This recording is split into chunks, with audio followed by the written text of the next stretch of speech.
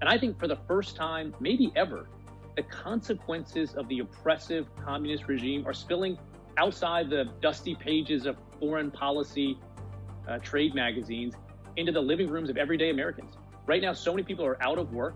Their kids are out of school because of the oppressive nature of the communist regime, their inability to come forward with the truth early enough with respect to the coronavirus.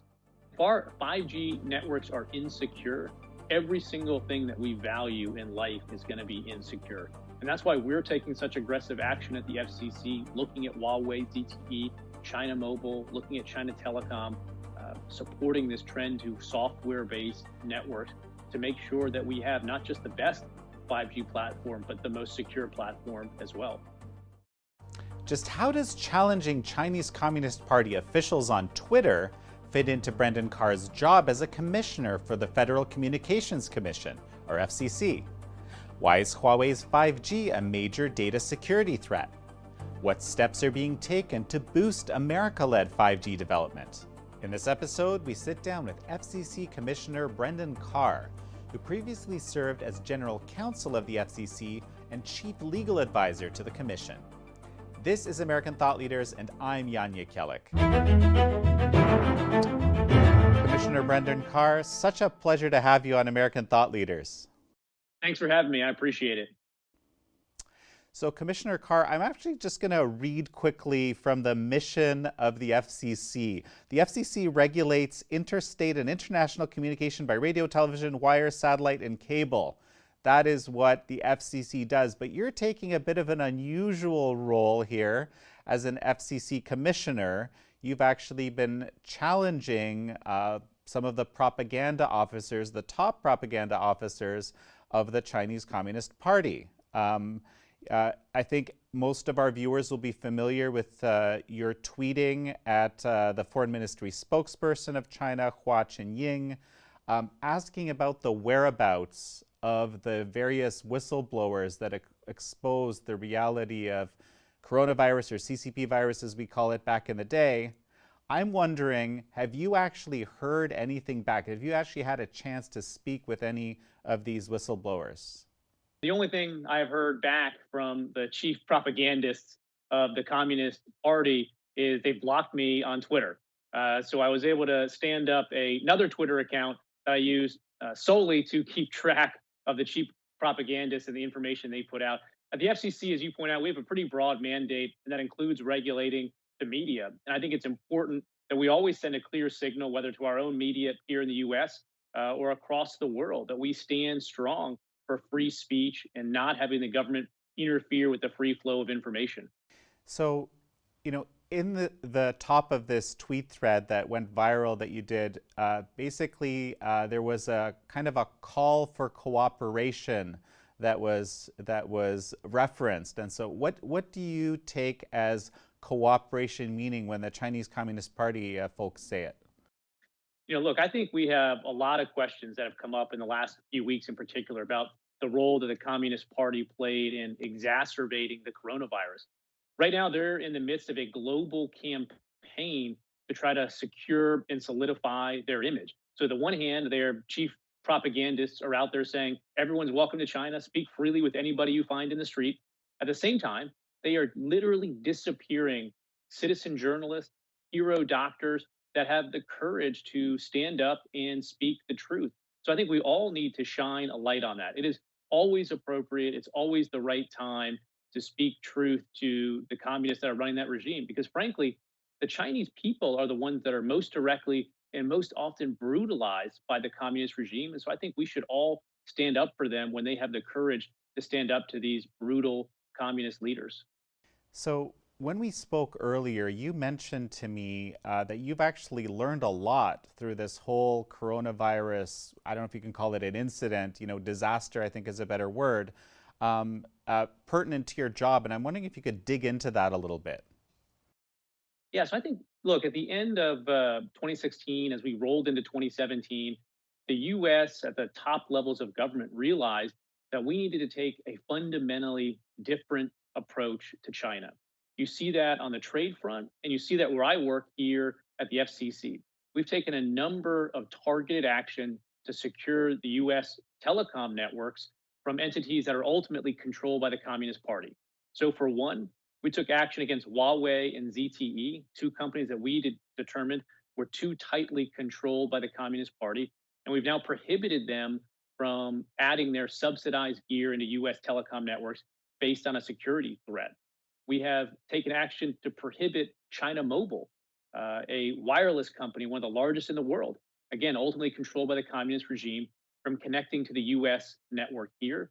And just a week or two ago, the Department of Justice reached the conclusion that the FCC should revoke the authority of China Telecom, which currently connects to our network. So I think there's a really strong connection here, which goes to the trustworthiness of companies that are ultimately beholden to the Communist Party.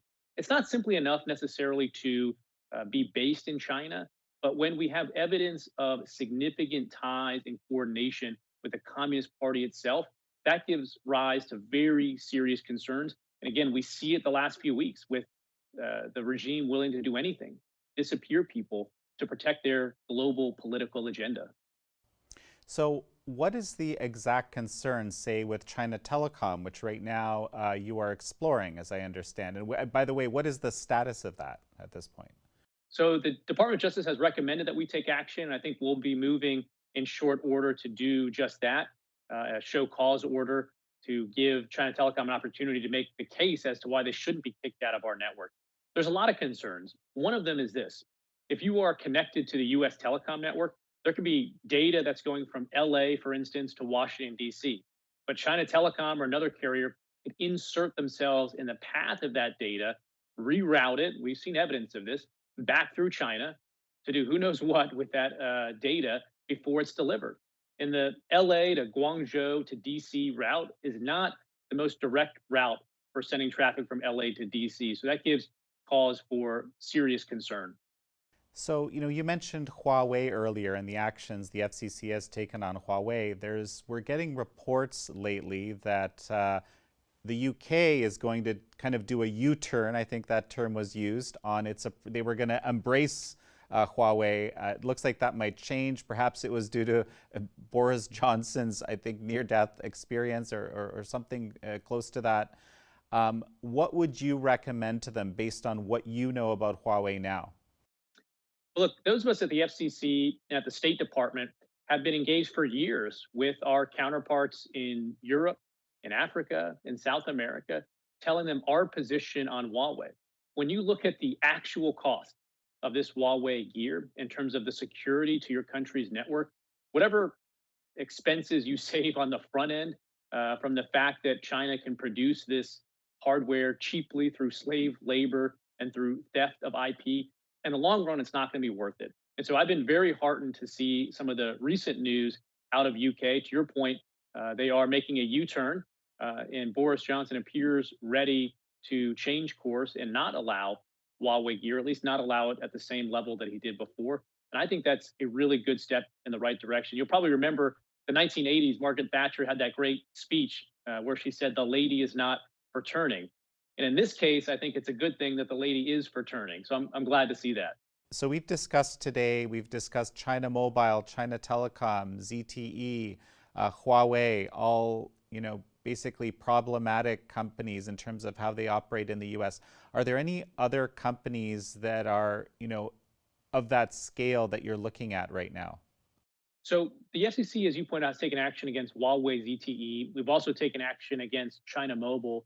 In the near future, we'll be reaching a decision on China Telecom. There's a handful of other companies that are similarly situated to China Telecom, meaning entities that may or may not have some relationship with the communist regime in China that are currently attached to the US telecom network. I've called on the FCC and for the national security agencies to take a look at each and every one of those companies, effectively to do a top to bottom review of all companies that may be owned or controlled by the communist regime. And we've been engaged in that effort, and I believe the security agencies have as well. So China Telecom may just be one of many more actions that the FCC is going to take to secure our networks.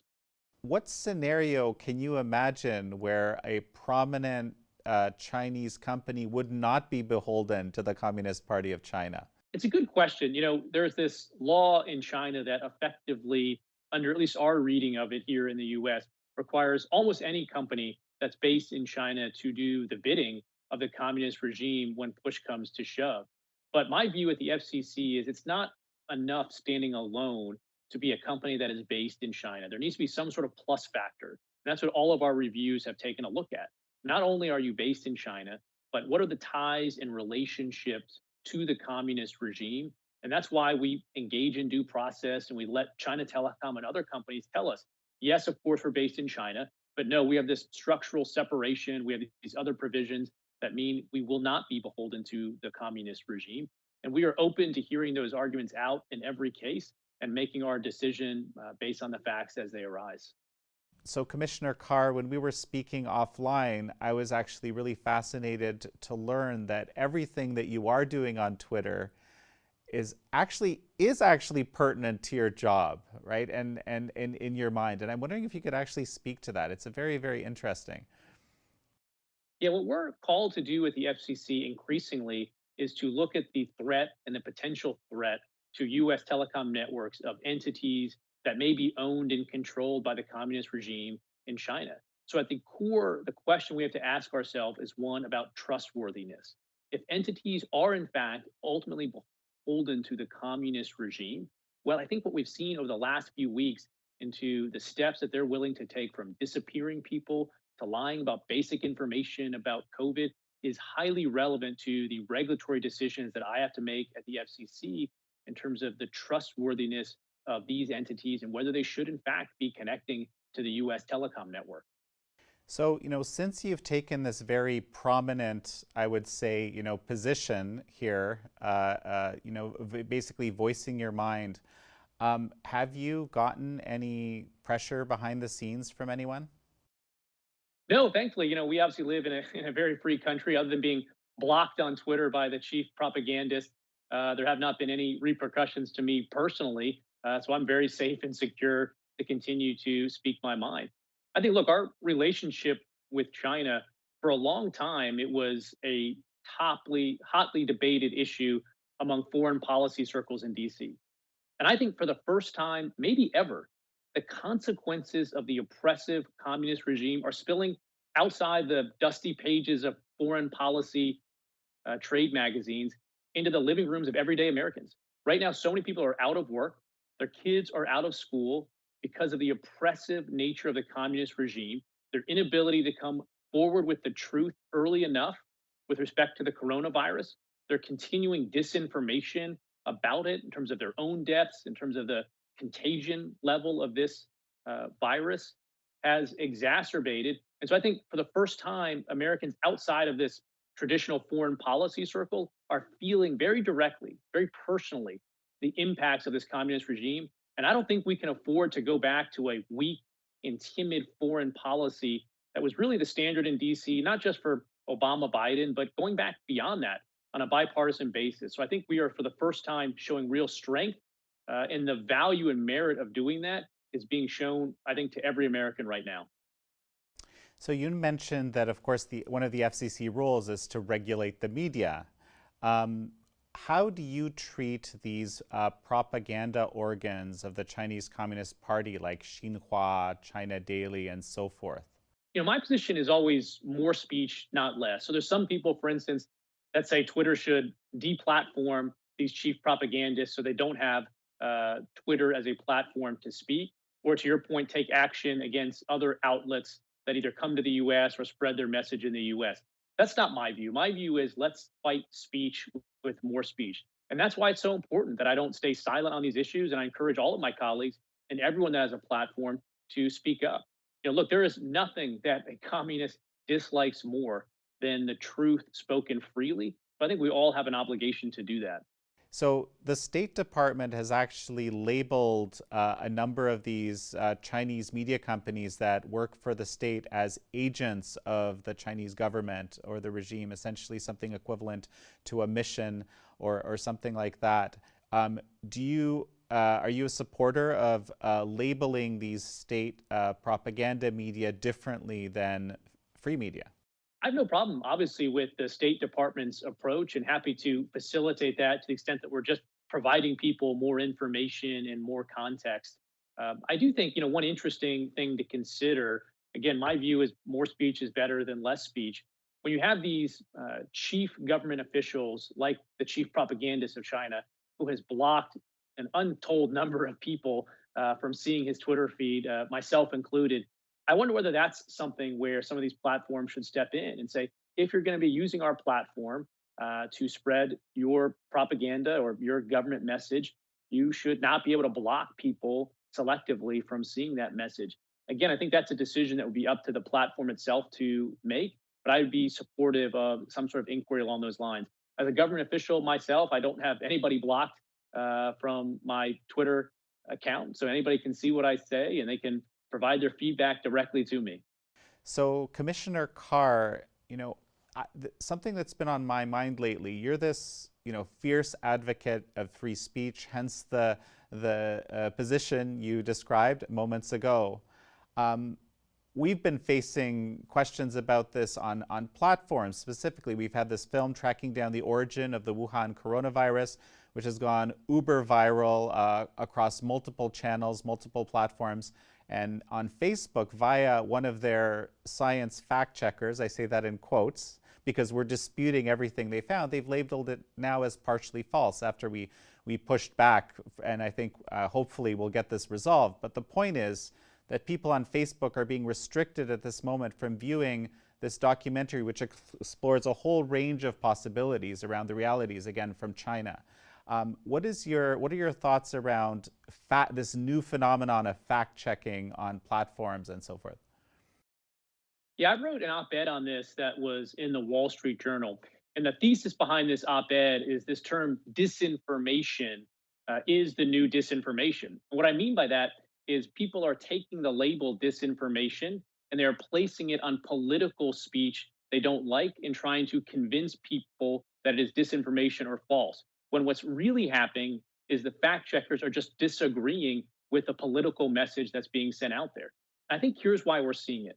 With internet platforms, you can take your message directly to the people. You can go around traditional and established media gatekeepers, and those gatekeepers are feeling the effects of being sidelined. So now they're taking this concept of disinformation and fact checking and putting it on top of not false speech, but speech they don't like and speech they don't disagree with.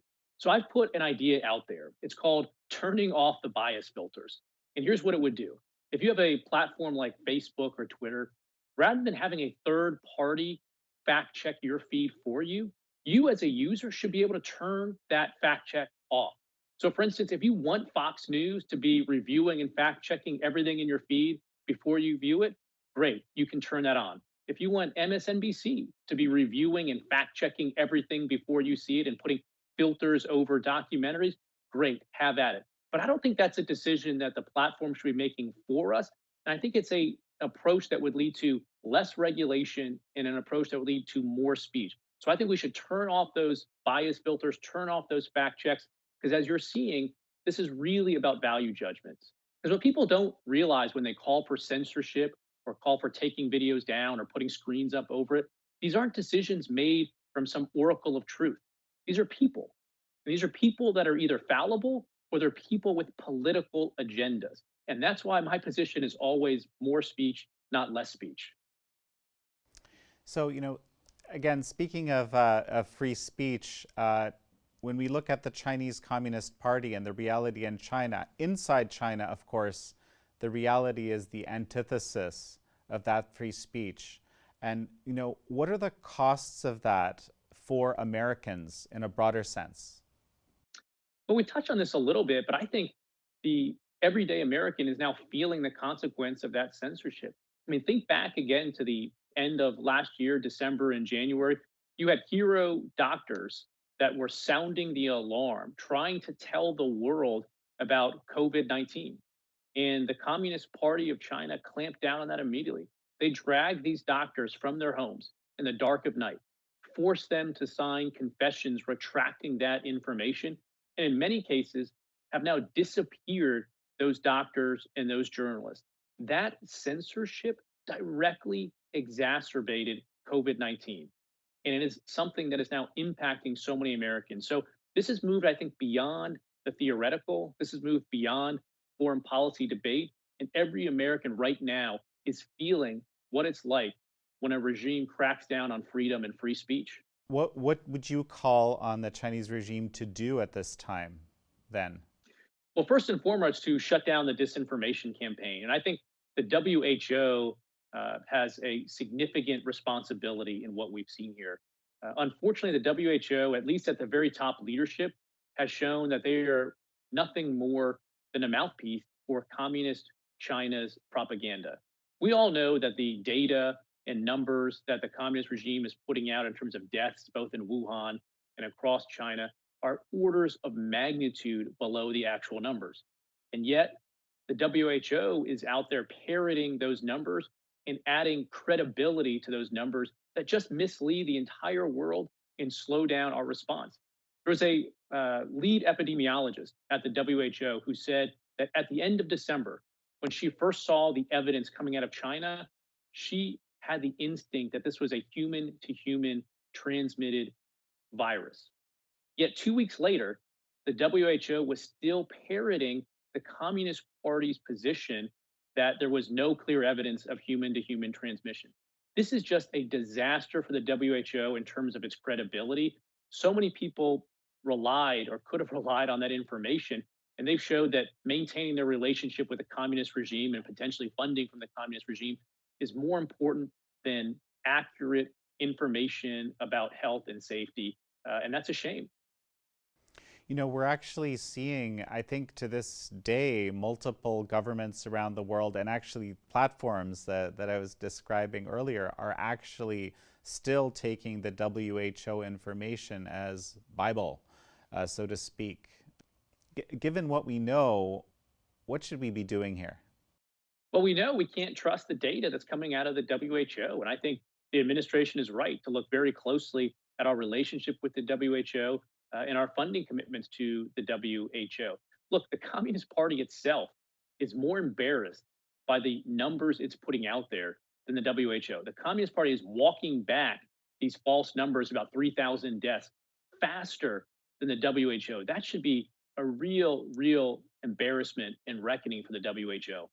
Let's jump back to 5G a little bit because as we're doing all this work, I guess from home these days, there's actually this draft order that Chairman Ajit Pai has put out about the 5G spectrum and this Legato Insights application. And what is the significance of that?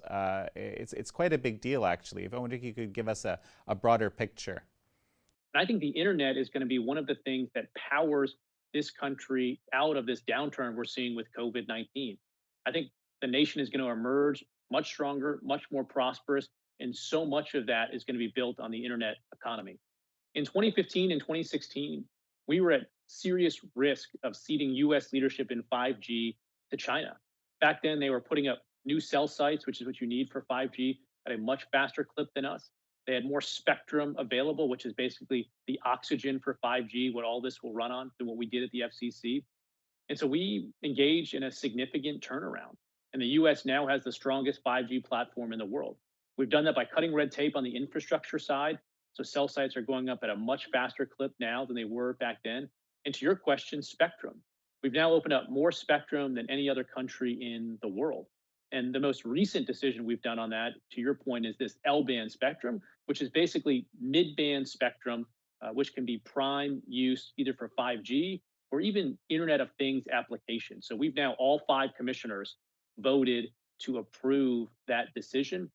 And that's one piece of probably a dozen or more spectrum bands that we've been getting across the finish line. So it's a solid win, but it's not the thing itself that's going to secure US leadership. It is that plus all the other spectrum bands that we've freed up that are going to enable America's innovators to build on this great 5G platform.